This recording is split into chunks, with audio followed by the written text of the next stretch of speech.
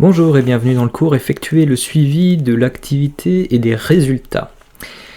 Donc j'ai vu avec Delphine Auger, votre prof de prospection, et vu que le projet Entreprendre pour apprendre pour l'instant il est un petit peu en suspens, ça veut pas dire qu'on va pas le faire, ça veut juste dire que on va avancer différemment. Alors il faudra voir comment on décide d'avancer par la suite, qu'est-ce qui est possible de faire aussi. Ça dépend pas que de nous, ça dépendra aussi du gouvernement, qu'est-ce qui va nous autoriser à faire, qu'est-ce qui va pas nous autoriser à faire. Ça va dépendre de plein de choses, mais pour l'instant, il faut rester optimiste. On va continuer à avancer et à travailler pour essayer de mener ce projet à bien. Une petite introduction là-dessus. Alors je vais juste ouvrir ma feuille de notes parce que j'ai pris un certain nombre de notes pour être sûr de rien oublier. Voilà. Donc oui, donc du coup je me suis rapproché de Delphine pour voir comment est-ce que en tant que mentor, je pouvais quand même vous apporter quelque chose malgré le fait que ce soit dans cette situation. Elle m'a dit ce qui serait bien, c'est que tu apportes ton point de vue sur un cours en particulier, qui est le suivi de l'activité et des résultats. Donc comme je vous avais dit, dans le temps, c'était il y a même pas un an de ça, mais dans ma précédente vie professionnelle, j'étais expert comptable et commissaire aux comptes, et j'ai exercé ce beau métier pendant un certain nombre d'années, 13 ans, 5 ans en tant qu'expert comptable et 13 ans en tout en cabinet. Et donc là, je vais vous partager un petit peu mon expérience et ma façon de regarder ce cours. Je vous mettrai, donc quand je vous parlerai des ressources additionnelles, je parlerai de la vidéo sur YouTube dans la description, où là je vais vous mettre un certain nombre de liens que vous pourrez consulter. Voilà, vous venez de voir Loukoum, mon gentil chien qui vient de se coucher sur mon lit. Les différents messages que j'avais à vous faire passer en introduction. Le premier, je pense que maintenant vous avez tous compris, mais je préfère quand même vous le dire, restez chez vous. C'est extrêmement important. Plus vous resterez chez vous, plus vous ressortirez rapidement. Voilà, je ne vais pas m'étendre sur le sujet parce que c'est important, mais même moi je suis à la maison et j'y reste, moi depuis bientôt 3 semaines, parce que j'étais un tout premier cas contact qui avait été détecté dans le Haut-Rhin, donc je suis en confinement depuis le 28 février, et ça se passe bien. Je dis pas que c'est super tous les jours, mais ça se passe bien. Deuxième chose en confinement, ne passez pas votre bac avec une mention FIFA ou Fortnite. Je sais que vous avez tout à disposition, que c'est vachement tentant de prendre la manette et tout, mais regardez, essayez quand même de travailler un petit peu, essayez de faire en sorte de développer votre habileté sur des spécialités qui vous serviront à quelque chose dans la vie. La troisième remarque, c'était ça, construisez votre monde de demain. Vous voyez, on a de faire ce qu'on fait tous aujourd'hui. Si on vous avait dit il y a 15 jours, vous auriez dit non mais on n'y serait jamais arrivé, on va jamais y arriver. Et aujourd'hui en fait on l'a fait parce qu'il fallait le faire. Donc voilà, c'était mes 3 messages. Restez chez vous, essayez de travailler un peu et réfléchissez au monde que vous avez envie de construire demain. Parce qu'aujourd'hui tout est possible. C'est ça qu'il faut retenir avec cette crise. Et pour avoir discuté maintenant quand même déjà quelques fois avec vous, vous avez tous chacun un talent là-dedans, vous avez tous un potentiel qu'il faut que vous exploitiez, et moi j'ai vraiment confiance en vous, dans votre capacité de réussir vos vies. Il faut juste que vous en ayez envie. On commence avec le sommaire. Donc le sommaire, si vous prenez votre bouquin sur la prospection, c'est le dossier 12 pardon, qui s'appelle Effectuer le suivi de l'activité et des résultats. Votre bouquin a déterminé ça en 3 missions. Première mission, donc la rentabilité des opérations de prospection. Deuxième mission, les ratios de prospection. Et troisième mission, exploiter des informations qui sont issues des tableaux de bord. J'ai gardé cette architecture en fait dans l'intervention que je vous ai prévue. Si vous allez dans les ressources additionnelles, donc vous vous rappelez la description sur YouTube, vous pouvez passer, je vais vous mettre en fait les liens temporels pour pouvoir directement aller à la mission 2 ou à la mission 3 si vous voulez à un moment y revenir parce que vous voulez regarder que un petit bout pour pas être obligé de vous taper la totalité. On commence avec la mission 1, déterminer la rentabilité de l'opération de prospection.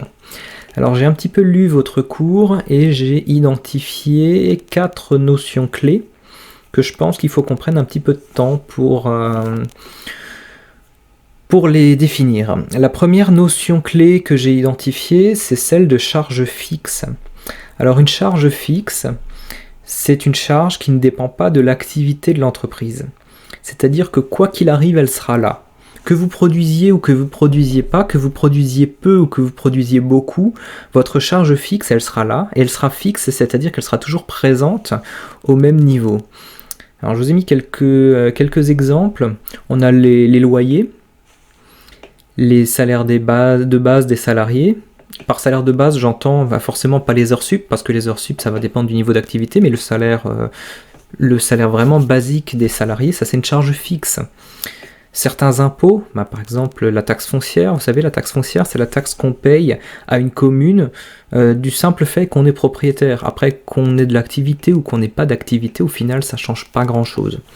Et les différents abonnements, si vous prenez un abonnement à une revue professionnelle par exemple, le fait que vous produisiez quelque chose ou que vous ne produisiez rien, ça ne sera ni plus cher ni moins cher, vous allez payer un montant fixe pour bénéficier de ce service. Si on compare cette notion avec des notions qui sont plus personnelles sur la gestion de votre foyer, de votre famille, les charges fixes que vous allez avoir, c'est quoi? Ça va être les loyers, ça va être votre abonnement de téléphone, hormis les numéros spéciaux, tout ça, l'abonnement à Netflix, typiquement c'est une charge fixe. Que vous l'utilisiez ou que vous l'utilisiez pas, au final vous paierez ni plus cher ni moins cher. La deuxième notion qui est développée, c'est la notion de charge variable. La notion de charge variable, celle-là, par opposition aux charges fixes, celle-là, elle dépend du niveau d'activité. Les consommations de matière, les dépenses de communication. Alors les dépenses de communication, c'est moyennement vrai. Mais généralement, plus on va avoir d'activité, et plus on va avoir tendance à développer sa communication. Ce qui, entre nous, est une erreur stratégique importante, mais dans la vraie vie, c'est comme ça que ça se passe, parce que forcément, quand vous n'avez pas beaucoup d'activité, c'est là qu'il faut que vous communiquiez beaucoup pour le développer. Je ne sais pas si vous avez ces sujets qui sont abordés quelque part dans votre cours, je ne connais pas suffisamment bien votre parcours pour ça, mais en tout cas, c'est quelque chose qui est important à se rappeler. Mais typiquement, les frais de déplacement. Là, maintenant, tous les commerciaux sont à la maison, les frais de déplacement, ils sont à 0. Ils dépendent vraiment de l'activité de prospection. D'accord ? Ils peuvent être remplacés par d'autres frais de prospection, par exemple un abonnement de visioconférence. Donc les charges variables, prenons les consommations de matière. Si maintenant vous produisez quelque chose, je sais pas, vous produisez ce micro, pour produire ce micro, il va vous falloir du métal, il va vous falloir du plastique, il va falloir un câble, il va vous falloir tout un tas de composants. Si vous produisez rien, vous n'avez plus besoin de ces composantes. Donc vous n'allez pas les acheter, ce sont ce qu'on appelle des charges variables. 0 activité, 0 charge variable. Ok ? Le seuil de rentabilité.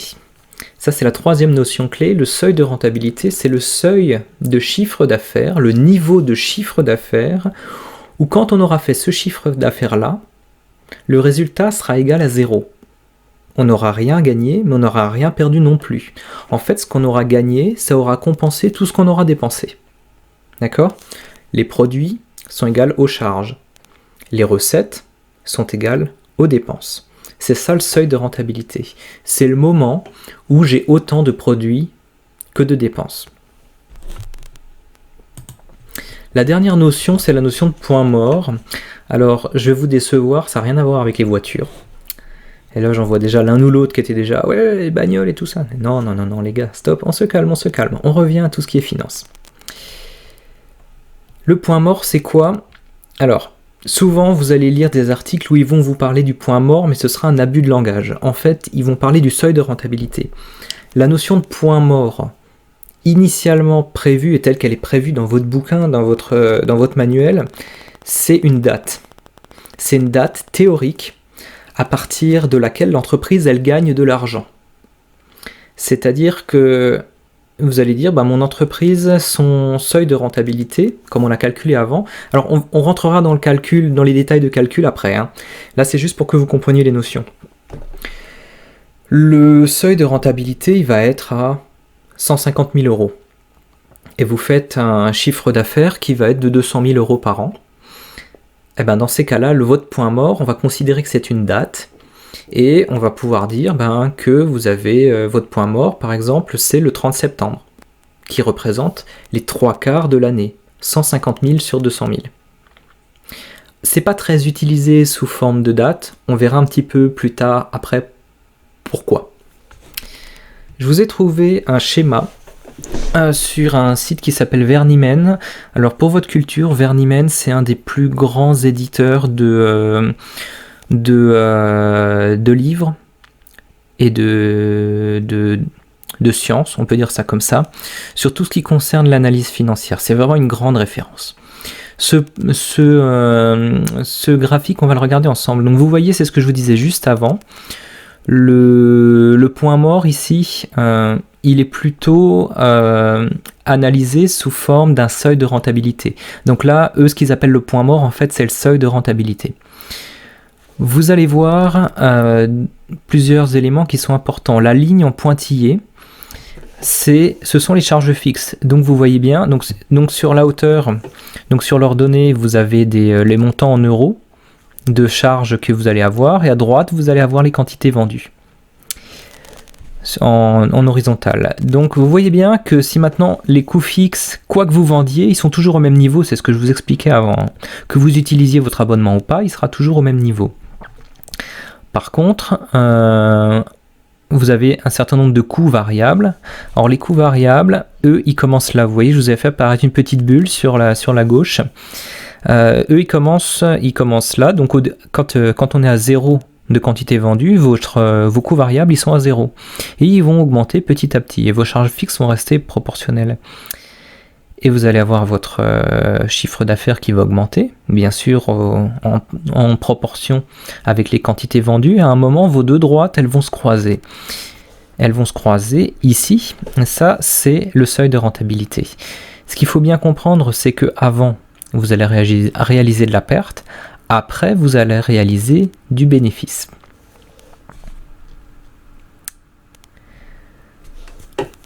On continue. Quand faire ces calculs de rentabilité? Parce que ces calculs de rentabilité, c'est bien de savoir qu'ils existent, mais quand est-ce qu'on va les réaliser? Alors là, je vous laisse déjà... Mettez la vidéo en pause, réfléchissez 2 minutes, et puis après, quand vous avez réfléchi, vous passez à la suite. Quand faire ces calculs de rentabilité? Vous pouvez les faire avant de lancer un projet, pour déterminer en fait de manière prévisionnelle comment on va monter le projet, quel sera en fait le chiffre d'affaires qu'on devra faire, ça là je vous parle du seuil de rentabilité, pour ne pas perdre d'argent, et de se dire, voilà, on va lancer la vente de ce micro, ce micro, ça veut dire que pour ne pas perdre d'argent, il faut que j'en vende pour un montant de temps, ce qui représente 1000 unités. Voilà. Je sais qu'il faut que je vende 1000 micros pour ne pas perdre d'argent. Et à partir du 1001e, je vais commencer à gagner de l'argent. Donc avant de lancer un projet, c'est intéressant de le faire. On peut le faire pendant le projet.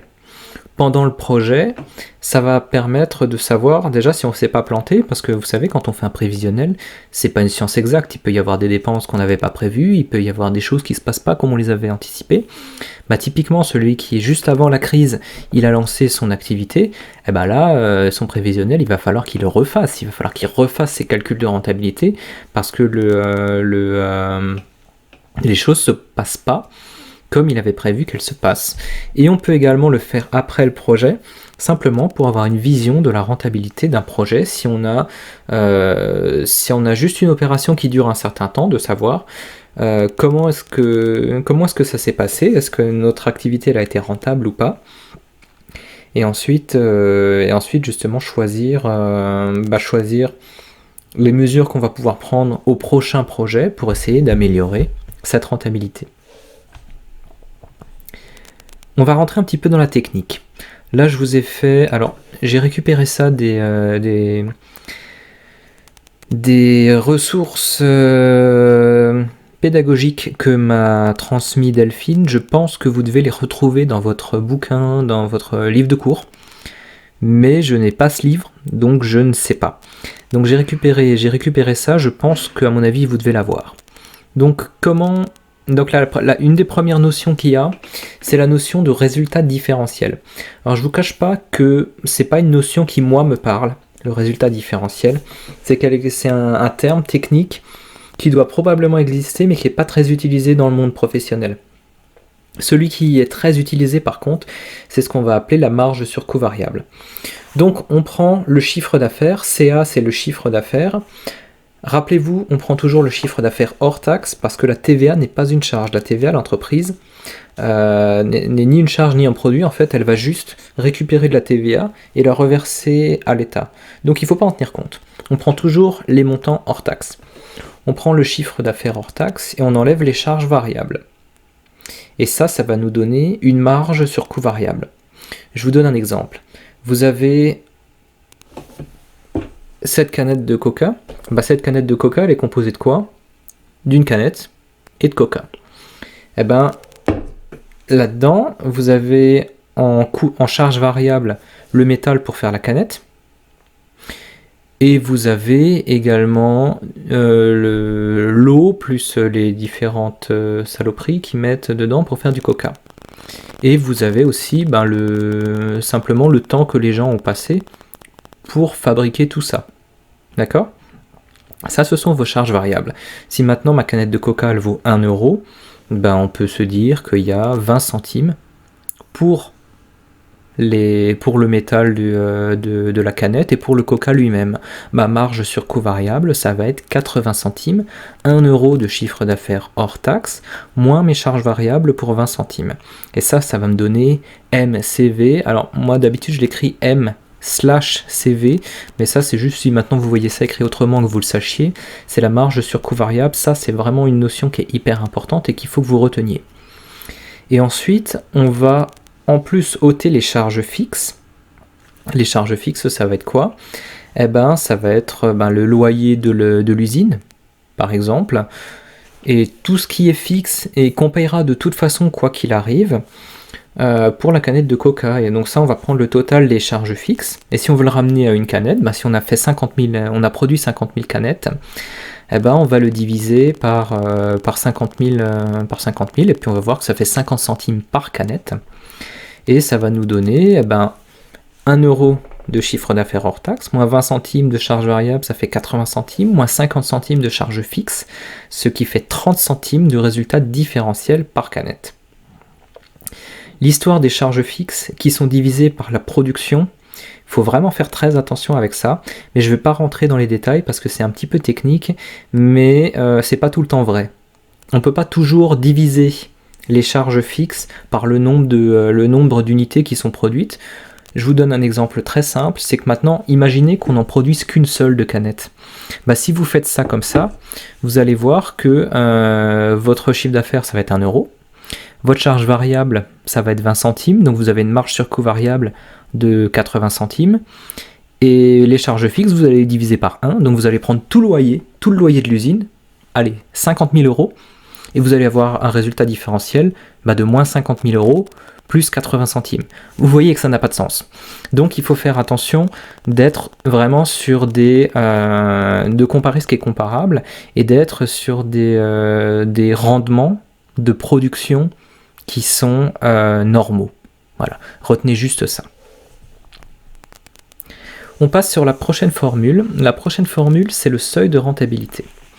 Le seuil de rentabilité, alors il vous propose 2 formules pour calculer le seuil de rentabilité. Je trouve qu'il n'y en a aucune des deux qui est véritablement très intuitive dans la façon dont elles sont conçues, mais elles fonctionnent toutes les deux. Donc moi je vous propose effectivement à ce stade, là tout de suite maintenant, de les apprendre telles quelles. Et après, quand vous l'aurez fait plusieurs fois, ces formules vous serviront de raccourci en fait pour rentrer dans pour ensuite aller plus vite dans vos calculs. Mais là, comme ça, n'essayez pas tout de suite maintenant de comprendre ces formules, et c'est plutôt de comprendre comment marche le seuil de rentabilité, et retenez que ces formules vous donnent des raccourcis pour pouvoir le calculer plus rapidement. Le point mort, donc la formule, je passe assez vite sur ces notions, parce qu'on y reviendra après. la formule de calcul du point mort. Donc là, je vous ai mis, pareil, tout ça je l'ai récupéré de votre cours. Le point mort c'est PM, SR le seuil de rentabilité, divisé par le chiffre d'affaires hors taxe. On multiplie par 360 jours. 360 jours c'est quoi? En fait c'est ce qu'on appelle une année commerciale. Pour pas s'embêter avec les mois de 30, de 31 jours et le mois de février qui fait que 28 jours, en fait on considère que tous les mois ont 30 jours et qu'il y en a 12. Le 12 fois 30 ça fait 360. Voilà. Je vous donne une petite astuce concernant Excel, parce que souvent les calculs, ces genres de calculs sont faits sur Excel. Vous avez une fonction sur Excel qui s'appelle la fonction valeur cible. Alors il faut aller dans le paramétrage du ruban pour la chercher parce que je crois qu'elle n'est pas disponible de base. Donc il faut un peu fouiller pour l'activer. Mais une fois que vous avez créé le bouton dans votre ruban sur Excel, après c'est super simple à utiliser. Donc vous voyez, vous allez définir une cellule. En l'occurrence, ça va être votre résultat. Vous allez dire à Excel quelle est la valeur que vous voulez atteindre. Bah là, ce sera 0 pour trouver votre seuil de rentabilité. Mais vous pouvez aussi le faire pour 10 000. Et ensuite, vous allez lui dire la cellule à modifier. Donc, avec ces trois valeurs, qu'est-ce qu'on va demander à Excel? On va lui demander, donne-moi le chiffre d'affaires qu'il faut que je fasse pour avoir un résultat qui est égal à 0 ou qui est égal à 10 000. Et quand vous allez, ou moins 10 000, ou voilà. Et donc lui, il va vous sortir, en fait, il va vous faire le calcul. Comment est-ce qu'il va faire ce calcul? Vous allez voir, vous allez avoir plein de chiffres qui défilent. En fait, il va essayer tous les chiffres un par un, et plus il va se rapprocher, plus il va affiner. C'est ce qu'on appelle de l'approximation successive, c'est-à-dire qu'il va faire le calcul déjà avec 10 000 euros de chiffre d'affaires. Puis il va voir, oh là là, on est beaucoup trop loin. Donc il va faire avec 100 000 de chiffre d'affaires. Et là, il va voir qu'il s'est rapproché, mais qu'il a un peu dépassé. Donc ensuite, il va faire 80 000, puis 82 000, puis 82 500, puis 82 520, et ainsi de suite. Il va faire plein de tests et plein de calculs comme ça, jusqu'à vous donner le chiffre d'affaires qui correspond à une valeur de 0. C'est une fonction qui est vraiment très utile et je vous incite vraiment à apprendre à la faire fonctionner parce que dans la vie professionnelle, ça va vous être très utile. On a fini pour la mission 1, donc déterminer la rentabilité de l'opération de prospection. Donc ça, c'était une partie relativement technique d'un point de vue gestion financière. Mais c'est quand même important. Et je crois de toute façon que Delphine va vous envoyer des exercices pour que vous puissiez vous exercer à les utiliser. C'est très utilisé quand même dans le monde professionnel tout ça, et c'est très important pour savoir simplement si ce que vous faites est bon ou pas pour votre entreprise. Est-ce que ça fait gagner de l'argent à votre entreprise, parce que c'est quand même le but du jeu. On va passer à la mission 2. Donc la mission 2, c'est calculer les ratios de prospection. Calculer les ratios de prospection, on va déjà commencer par se poser la question de ce qu'est un ratio. Alors un ratio, en fait, c'est une division. On va comparer deux choses. On va comparer un élément par rapport à un autre élément. Et on va visualiser le résultat, soit sous la forme d'un nombre, ou alors sous la forme d'un pourcentage. Si pour l'instant ça vous paraît un petit peu obscur, c'est pas grave, derrière j'ai mis des exemples. Le premier exemple qu'on peut donner, ça va être votre note à une interro, à un devoir que vous avez passé. Imaginons que Sofiane, il a eu 15 sur 20. Alors pourquoi Sofiane? Je suis désolé de t'afficher, mais c'est à toi que j'ai pensé, maintenant. Donc j'aurais pu dire quelqu'un d'autre, mais tant pis, on va faire avec Sofiane. Sofiane, il a eu 15 sur 20 à une interro, ça veut dire quoi? 15, c'est le nombre de points qu'il a eu. J'espère que là, vous n'êtes pas perdu, parce que sinon, il va falloir tout reprendre depuis le début. Et 20, c'est le nombre, la note maximale qu'il pouvait avoir. Donc, il a eu 15 points sur un total de 20 points possibles. 15 sur 20, ça va nous faire un ratio, 15 divisé par 20, de 0,75. 0,75, c'est 75%. D'accord? Ça veut dire quoi? Ça veut dire que Sofiane, il a acquis les 3/4 du cours. Mais on peut le mettre dans l'autre sens. Ça veut dire qu'il ne maîtrise pas un quart du cours. Il y a un quart des questions, il lui manque un quart des points. 15 sur 20, c'est quand même déjà très bien comme note, mais c'est vraiment pour que vous compreniez comment est-ce qu'on va analyser ça. À quoi ça sert un ratio? Donc ça, moi je vais déjà vous laisser Pareil, je vais vous laisser prendre 2 minutes pour mettre la vidéo en pause et réfléchir à quoi peuvent servir tous ces ratios. Ces ratios, ils vont servir, à mon sens, à 2 choses. La première, c'est de juger l'efficacité d'une action, pour ce qui vous concerne, d'une action de prospection. Mais ça peut être, c'est utilisé dans beaucoup d'autres domaines. Mais là, on va parler uniquement des ratios de prospection. Et une fois qu'on a jugé si c'est efficace ou si c'est pas efficace, identifier, est-ce qu'il y a des zones de progrès qu'il faut qu'on identifie.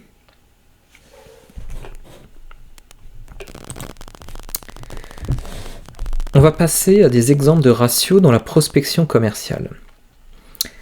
On va essayer de prendre une mission de prospection commerciale dans son ensemble et de regarder à différents niveaux de cette mission de prospection, de cette opération de prospection, quels sont les ratios qu'on pourrait imaginer. Le premier ratio, déjà, qu'est-ce que vous faites? Vous mettez, admettons, vous devez passer un certain nombre d'appels pour obtenir des rendez-vous. Vous avez quelque chose à vendre et donc vous allez passer des appels pour obtenir des rendez-vous. Le premier ratio qu'on pourrait faire, c'est un ratio de prise de rendez-vous. Donc là, qu'est-ce qu'on va faire? On va regarder le nombre d'appels qu'on a passés et on va regarder le nombre de rendez-vous qu'on a obtenus.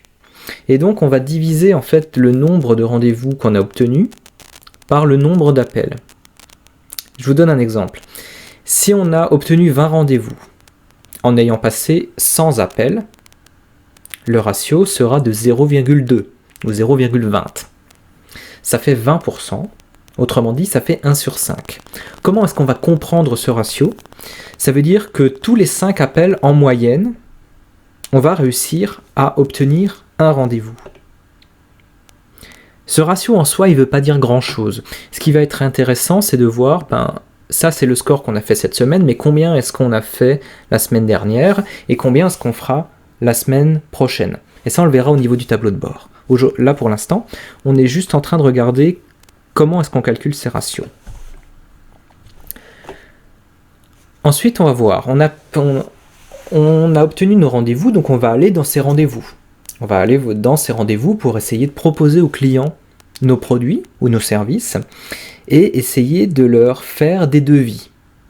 Et donc là, on va calculer un autre ratio qui sera notre capacité à proposer un devis dans un rendez-vous. Comment on va faire ça? On va prendre le nombre de devis qu'on a réussi à éditer, et on va regarder le nombre de rendez-vous auxquels on est allé.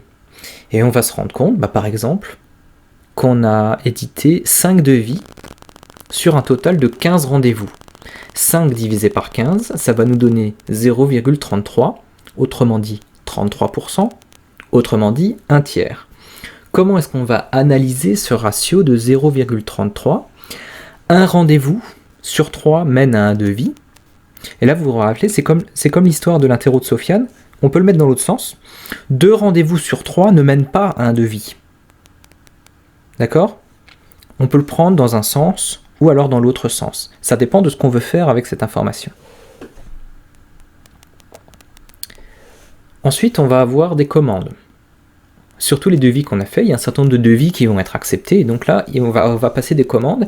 Et ce qui va nous intéresser, c'est de savoir, dans une commande en moyenne, combien est-ce qu'on arrive à avoir de chiffre d'affaires, combien est-ce qu'on va vendre. C'est ce qu'on va appeler le panier moyen. Ça, c'est quelque chose qui est très utilisé, mais à la fin de l'exemple, je vais vous expliquer pourquoi est-ce qu'il faut vraiment se méfier de ce chiffre. Donc, comment est-ce qu'on calcule le panier moyen? On va prendre le chiffre d'affaires total et on va le diviser par le nombre de commandes. C'est-à-dire que si sur cette semaine, par exemple, on a fait 10 000 € de chiffre d'affaires et que c'est 5 commandes, le panier moyen, ce sera 10 000 divisé par 5, ce qui fait 2 000 € par commande. Comment est-ce qu'on va comprendre ce ratio? Ça veut dire qu'en moyenne, une commande est d'un montant de 2 000 €. Ça peut ne rien vouloir dire. Pourquoi? Parce que vos commandes, elles ne sont pas forcément comparables. Je vous donne un exemple, si vous avez une commande qui fait 9 000 € et 4 commandes qui font 250 €, ce que je viens de vous dire, ça fonctionne. On a bien 10 000 € de commandes et 5 commandes. Et vous voyez que le 2 000 €, il correspond à rien parce qu'on a 4 toutes petites commandes et une très grosse. Donc, vous ne faites pas grand-chose de ce chiffre. Donc, moi, mon conseil, c'est si maintenant, dans votre vie, professionnel, vous devez faire ça. Vérifiez que ce que vous comparez est bien comparable. Vous pouvez faire également un panier moyen pour les petites commandes et un panier moyen pour les grosses commandes. Où là déjà vous avez quelque chose qui est un petit peu plus fin, qui vous permet déjà d'avoir une information plus fiable sur laquelle vous allez pouvoir prendre plus de décisions. Un ratio que je ne connaissais pas mais qui est détaillé dans votre livre, c'est ce qu'ils appellent le ratio de prospection globale. Alors comment est-ce qu'ils vont calculer ce ratio? On va prendre le nombre de commandes qui ont été signées par les clients et on va diviser ce nombre de commandes par le nombre de contacts qui sont utilisables. Alors ça peut être quoi? Ça peut être simplement le nombre de clés, de contacts que vous avez dans votre, dans votre base de données de clients. Mais ça, je suis pas persuadé que ce soit très pertinent comme chiffre. Ce qui me paraîtrait plus pertinent, c'est par exemple le nombre d'appels que vous avez passés sur une période donnée. En l'occurrence, si maintenant on a passé 4000 appels, et que sur ces 4000 appels, on a eu 100 commandes, eh ben on va avoir un ratio de 0,025, ce qui équivaut à 2,5%, ce qui équivaut également à 1 sur 40. Comment est-ce qu'on va comprendre ce ratio? Ça veut dire que tous les 40 appels, on va réussir à conclure une commande. Rappelez-vous que c'est toujours en moyenne, hein. Ça ne veut pas dire que les appels de 1 à 39, il ne va rien se passer, que le 40e, il va se passer quelque chose.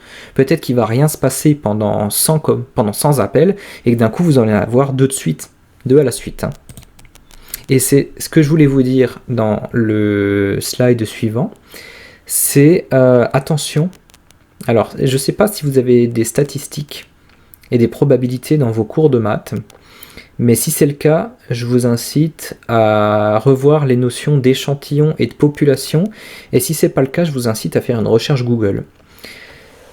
Vérifiez bien que vous faites pas des ratios sur des choses que vous voulez observer qui sont trop petits.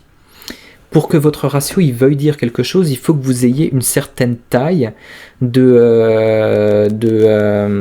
d'appels, par exemple, que vous allez comparer. Je vais vous donner un exemple qui est très parlant. Si vous faites 5 appels et que personne ne veut de rendez-vous, eh ben, vous allez avoir un ratio de 0 sur 5 qui sera de 0%.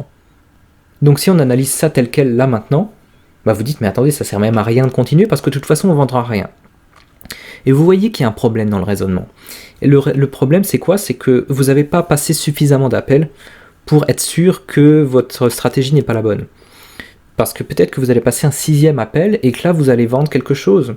Et alors vous allez vous rendre compte que vous allez avoir un ratio de 1 sur 6, c'est-à-dire de 17%. Mais ça ne veut pas plus dire que 0% d'avant. Parce que peut-être qu'après il ne va rien se passer pendant 20, ou peut-être que vous allez avoir en vrai un ratio de 95%, mais les 5 qui vont rien vous acheter, c'était les 5 premiers. Voilà. Tout ce que je veux vous dire, c'est prenez ce qu'on appelle une population, un échantillon. Les deux notions ne sont pas synonymes, mais ça je vous laisse vraiment voir dans vos cours de maths, qui soit vraiment suffisamment grand pour qu'on puisse faire des rapports de proportionnalité dedans. Ça c'était la partie un petit peu maths du cours. Ça, la suite, je pense que c'est pas dans votre cours, mais ça m'a paru important de vous en parler.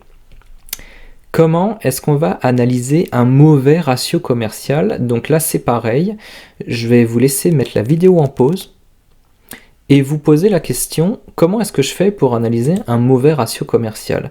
C'est-à-dire, vous reprenez les ratios qu'il y avait avant, par exemple, la capacité à proposer un devis dans un rendez-vous, nombre de devis divisé par nombre de rendez-vous. Donc, j'avais 15 rendez-vous, j'ai fait 5 devis pour la personne, ça me donne 33%. 33% pour moi c'est un mauvais score, dans mon exemple, hein. Ça peut ne pas être le cas, mais on va dire que dans l'exemple c'est un mauvais score, et donc vous avez un mauvais ratio. Comment est-ce que vous allez analyser ce mauvais ratio commercial? Je ne vous demande pas de dire si c'est bien ou si c'est pas bien, je vous demande vraiment quels sont les éléments de raisonnement que vous allez pouvoir avoir pour analyser ce mauvais ratio. Je vous laisse mettre la vidéo en pause, réfléchir un petit peu, et ensuite on va en parler. À mon avis, la première chose qui vous est venue à l'esprit, c'est de vous dire que le commercial n'arrive pas à vendre parce qu'il n'a pas la bonne technique. C'est possible. C'est possible que votre ratio soit mauvais parce que votre commercial est mauvais. Si c'est vous le commercial, c'est possible que vous n'ayez pas été bon. On n'est pas toujours bon, peut-être que c'était le début, voilà. Donc le fait que le problème vienne du commercial lui-même, c'est pas exclu. Mais c'est pas la seule possibilité. Pour ça, par contre, je suis allé un petit peu fouiller dans votre manuel et j'ai vu des choses qui pouvaient nous intéresser dans les dossiers précédents. Peut-être que la cible à laquelle vous vous adressez n'est pas la bonne, parce que vous vous êtes planté dans votre étude de marché, ou parce qu'elle est trop vieille. Vous avez fait une étude de marché qui aujourd'hui n'est plus d'actualité, elle est obsolète, elle est périmée. Et les études de marché, vous avez normalement vu ça dans le dossier 2. Donc posez-vous la question, vous êtes en train de proposer des produits, si vous n'arrivez pas à les vendre, c'est peut-être que les gens à qui vous les proposez ne sont pas les bons. Ce qui est possible aussi, c'est peut-être que ce n'est pas le bon produit. L'offre de l'entreprise n'est pas adaptée à la clientèle elle-même. Ça, c'est le dossier 3. Dernier point, vous avez une stratégie de prospection qui n'est pas adaptée. Ça, vous vous rappelez quand on était en train de réfléchir sur comment est-ce qu'on allait promouvoir l'événement pour entreprendre pour apprendre, je vous avais dit réfléchissez aux canaux de communication que vous allez utiliser. Parce que vous étiez parti sur tout ce qui était Snapchat, tout ce qui était Instagram, et je vous avais dit, mais attendez, moi l'événement de rap, il m'intéresserait, mais j'ai ni Snapchat ni Instagram. Parce que c'est pas mes canaux de communication à moi. Je vais beaucoup être actif sur LinkedIn, et un petit peu sur Facebook. Et donc vous voyez, votre stratégie de prospection, est-ce qu'elle est véritablement adaptée? Ça, vous l'avez vu dans le dossier 5 normalement. Donc je vous laisse retourner un petit peu en arrière pour vous remettre un petit peu tout ça en tête et vous poser la question, sur la base de ce dossier 5, comment est-ce que j'analyse ce mauvais ratio commercial? Et ensuite on va passer donc à la mission 3. La mission 3, c'est exploiter les informations qui sont issues de son tableau de bord. La définition du tableau de bord. Alors la définition du tableau de bord, là je vais un petit peu faire mon fainéant, parce que j'ai déjà fait une vidéo qui explique qu'est-ce que c'est qu'un tableau de bord. Et donc ça, alors vous n'avez pas à changer de vidéo parce que je vais directement, au moment du montage, je vais vous l'intégrer ici. C'est pour ça que je ne serai plus dans ma chambre avec ce suite-là, mais que je serai devant un mur blanc avec une chemise fuchsia de mémoire. Et donc là, je vous laisse regarder cette vidéo qui va durer 3 minutes.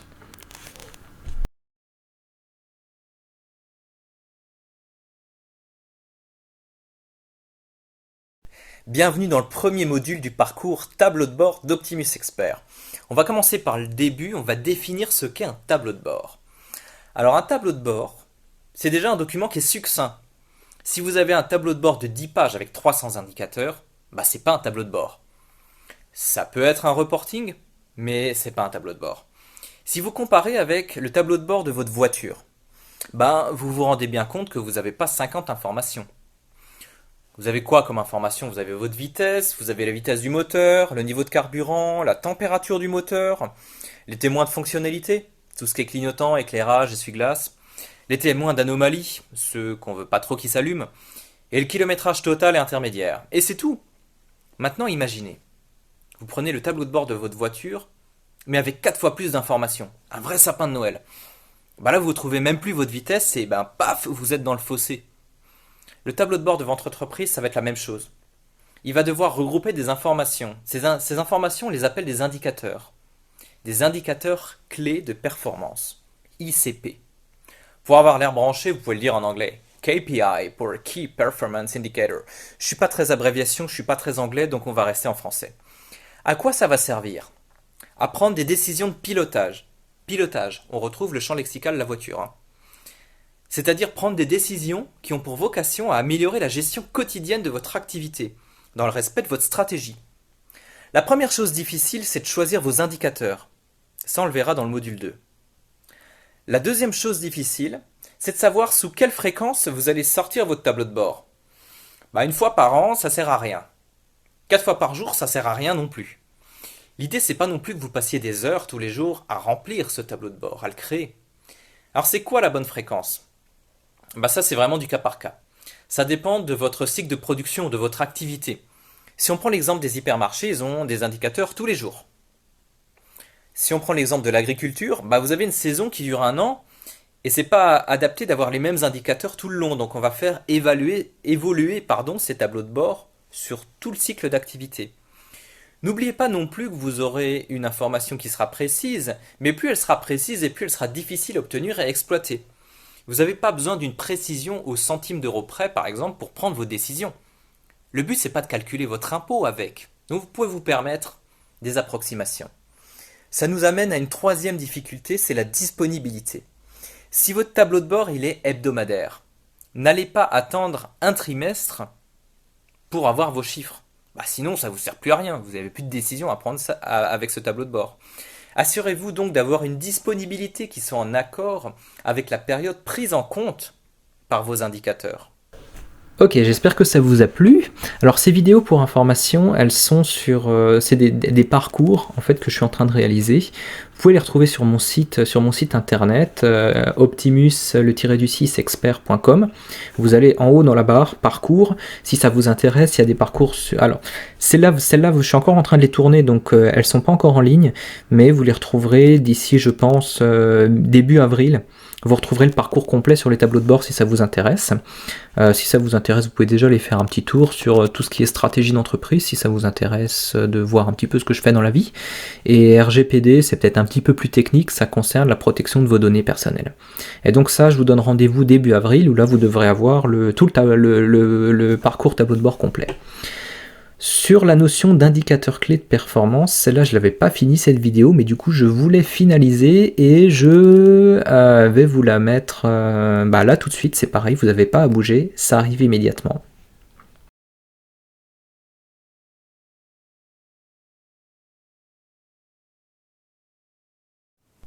Bienvenue dans le deuxième module du parcours tableau de bord d'Optimus Expert.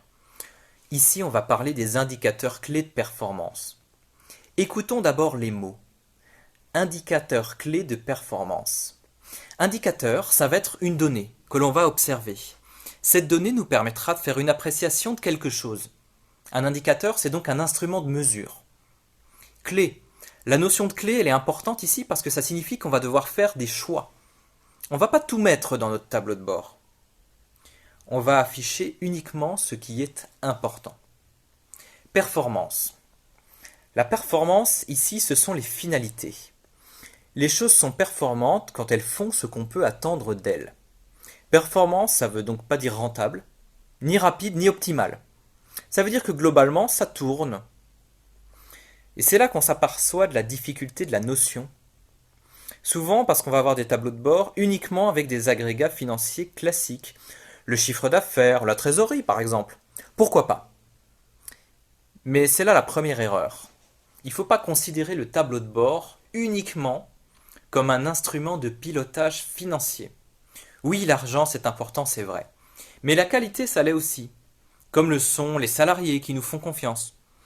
Le tableau de bord, c'est un instrument stratégique. Et c'est d'ailleurs ce qui va finaliser votre réflexion sur la stratégie de votre entreprise.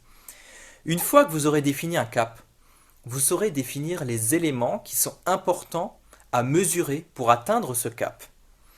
Comment savoir si vous êtes en avance ou si vous êtes en retard si vous ne savez pas où vous allez?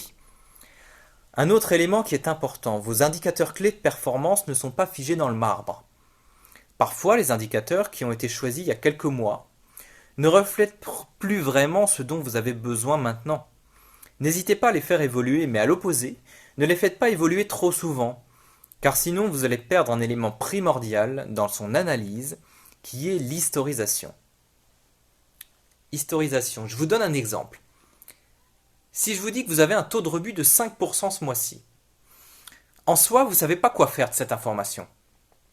Vous saurez quoi en faire si vous avez une valeur antérieure à quoi la comparer, mais surtout si vous avez un objectif. C'est ici la dernière notion à retenir. Chaque indicateur doit être rattaché à un objectif. Sinon, c'est qu'il n'a pas de place dans votre tableau de bord car vous ne saurez pas quelle décision prendre avec cette information.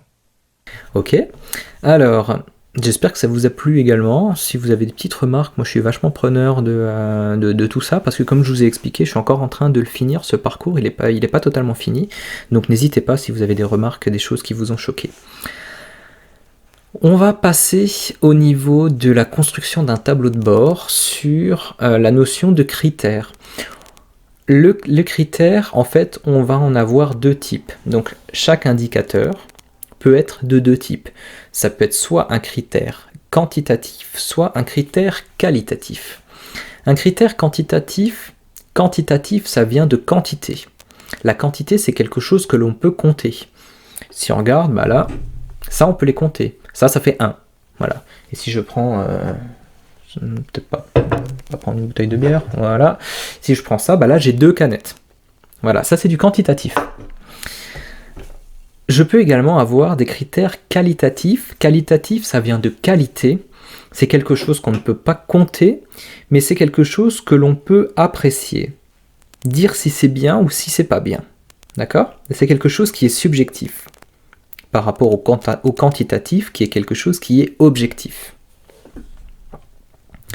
Et je vous ai prévu des exemples de critères quantitatifs.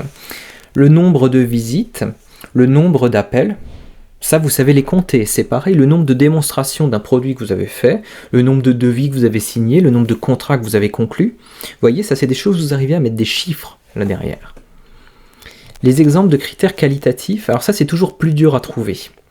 Mais par exemple, j'en ai pensé à 3 en particulier, les 2 derniers avis que vous avez sur les sites de notation, par exemple, il y a un site qui s'appelle Plus que Pro, c'est assez utilisé dans le secteur du bâtiment, où les gens qui veulent faire des travaux chez eux, et là ils peuvent aller voir les avis clients en fait qui ont lieu sur l'artisan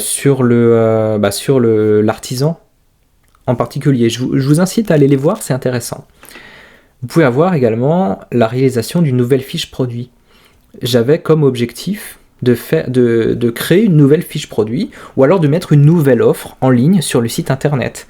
La réponse à ça, vous n'allez pas mettre un chiffre derrière, vous allez dire oui c'est fini, ou alors oui c'est fini à 80% si vraiment vous voulez mettre en place quelque chose, mais alors oui c'est en ligne et c'est quelque chose qu'on a réussi à finaliser, donc mon objectif il sera atteint. Voilà, ça va être des critères qualitatifs. Pour finir, du coup, je vous ai conçu un tableau de bord de prospection par rapport à tout ce qu'on a fait. Donc là, je vais vous proposer de regarder un tableau de bord. Alors, c'est des chiffres qui sont imaginaires, mais je voulais en fait vous montrer à quoi ça pouvait ressembler en fait un tableau de bord. Ça, c'est typiquement le genre de choses que je suis amené à faire avec mes clients. On va voir déjà qu'on va avoir une note globale de tous les indicateurs qu'on va cumuler. Alors il faudra qu'on définisse comment est-ce qu'on va définir cette note. Bonjour mon chien, salut, ça va ? Oui, bonjour, petit bisou. Ouais, t'es beau. Comment est-ce qu'on va définir cette note ? Tu files ? Allez, file. Cette note de 8 sur 20, on va dire, on a combien d'indicateurs ? On en a 4. Cette note de 8 sur 20, elle va représenter le panier moyen, ce sera la moitié de la note, et ensuite de manière équitable entre les 3 autres critères. C'est un exemple, hein, on peut prendre ce qu'on veut, ça peut être 5 points, 5 points, 5 points, 5 points. Là, pourquoi j'ai mis 8 sur 20 ? Parce qu'on regarde dans l'ensemble, j'ai mis des indicateurs qui ne sont pas forcément très bons, parce que ça m'arrangeait pour la suite de l'exposé. Le panier moyen, 150 € hors taxe, c'est ce qu'on a fait en vrai, on avait un objectif de 120 € hors taxe. Et là, vous voyez, c'est toujours important d'avoir un objectif. Un objectif qu'on veut réaliser. On veut réaliser 120 € hors taxe de panier moyen sur les commandes qu'on va réaliser. Donc là, on a fait 150, c'est super. Le petit bonhomme, il sourit. Notre capacité de proposer des devis, on avait un objectif qui est de 28%. Alors pourquoi 28% ? Parce qu'il fallait mettre un chiffre. Hein, ce chiffre, il n'a pas de signification réelle derrière. C'est juste pour l'exemple. Et en fait, on a fait 20%. Donc là, le petit bonhomme, il pleure parce que c'est pas ce qu'on voulait faire. Et le chiffre d'affaires, on voulait faire 3500 € de chiffre d'affaires total et on n'a fait que 3000. On regarde les 2 derniers avis clients. Vous vous rappelez, les avis clients, c'est du qualitatif. Le premier avis, très satisfaisant et dans les temps, c'est super, le gars il est content. Et le deuxième, il dit, l'équipe de pause qui était venue, je sais pas, me poser ma fenêtre, ils sont même pas venus. Donc là, il a mis une demi-étoile parce que il pouvait pas mettre moins. Donc lui, il est pas content. Donc on voit quand même c'est assez mitigé dedans, donc c'est pour ça on a mis un peu moins de la moyenne, parce qu'on a quand même réussi à faire un panier moyen qui est bien. Le chiffre d'affaires, on a fait 3000 au lieu de 3005, donc ça aurait pu être pire, on aurait pu faire 2000, on aurait pu faire 1000, voire 0. On a quand même réussi à faire 3000, donc voilà. J'ai mis 8 sur 20. Maintenant, je vous invite à réfléchir aux différentes mesures. Imaginez, vous êtes le chef d'entreprise et je viens de vous donner, moi je suis votre responsable commercial, et je viens de vous donner ce tableau de bord. Maintenant, je vous invite à réfléchir aux différentes mesures que vous allez prendre pour exploiter ces informations issues du tableau de bord. Parce que là, c'est ce dont on est. Là, ce que je viens de vous dire, c'est le titre de la mission. Exploiter les informations issues du tableau de bord. Je suis votre responsable commercial, je vous donne ce tableau de bord. Vous mettez la vidéo en pause et vous réfléchissez pendant 5 à 10 minutes à quelles sont les mesures que vous allez prendre sur la base de ce tableau de bord que je vous ai donné. On va regarder maintenant les mesures à prendre.